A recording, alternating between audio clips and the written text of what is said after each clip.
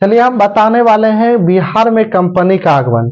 पहले थोड़ा भारत में समझते हैं। भारत में सबसे पहले पुर्तगाली आया था। पुर्तगाली के बाद ब्रिटिश आया, डच आया। उसी तरह बिहार में भी आया, पुर्तगाली आया, ब्रिटिश आया, डच आया। ऐसा व्यापार के लिए आते थे। अब बिहार में सोरा उत्पादन के लिए उस समय प्रसिद्ध थे। और सोरा से, सोरा का अर्थ होता है बारूद। अब बारूद से बम बनता था।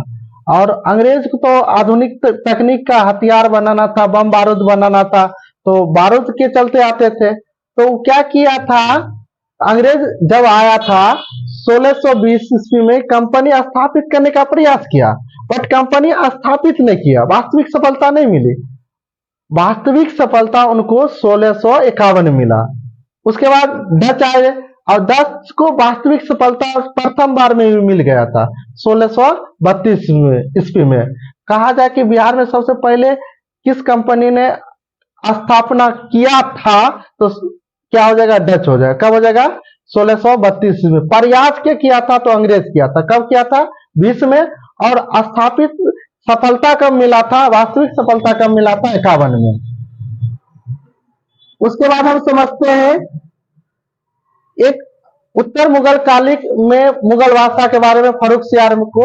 और फर्रुख सियार को आपको पता होगा कि बीमार पड़ गए थे, उनको फेस्टुला हो गया था, कमर में सूजन हो गया था।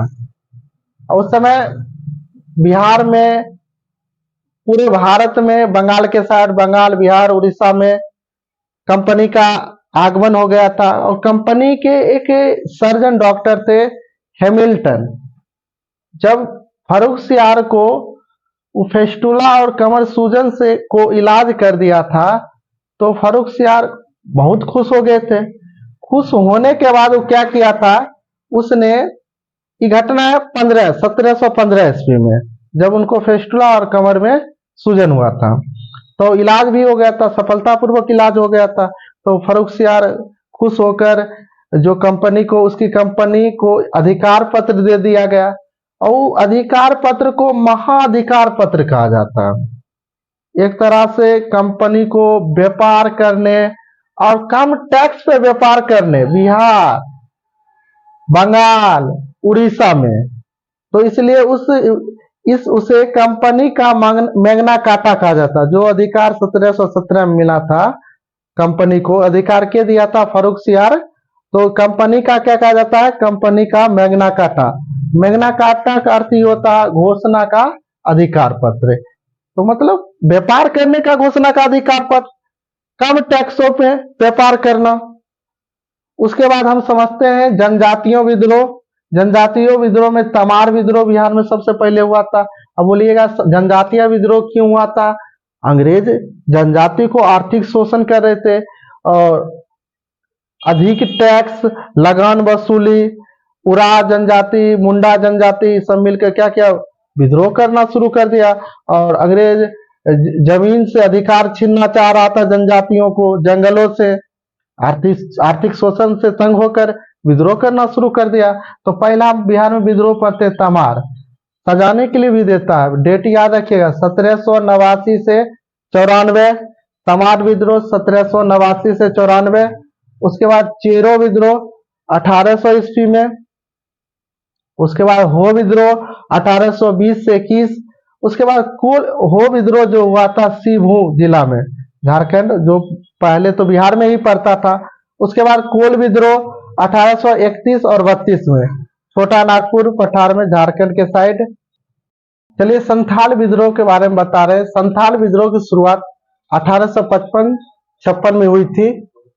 इस विद्रोह के नेता थे सिद्धू, कानू, चांद भैरव, तीनों एक ही परिवार के सदस्य थे।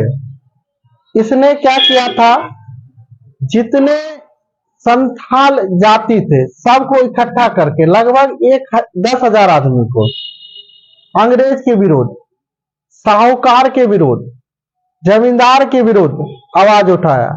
आर्थिक शोषण के कारण, जमीन पे अंग्रेज, साहूकार, जमींदार कब्जा करने के कारण, टैक्स बढ़ाने के कारण,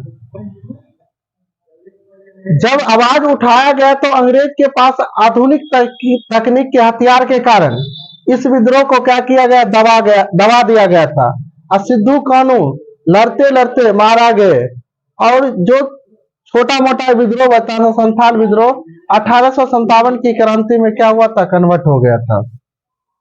हम समझते हैं कि दामन एक को क्या होता है। भागलपुर से राजमार्ग पहाड़ी तक की बीच भूमि को हम क्या कहते थे, दामन एक को कहते हैं। बिहार में अभी भी संथाल जाति पाए जाते हैं, भागलपुर के क्षेत्र में।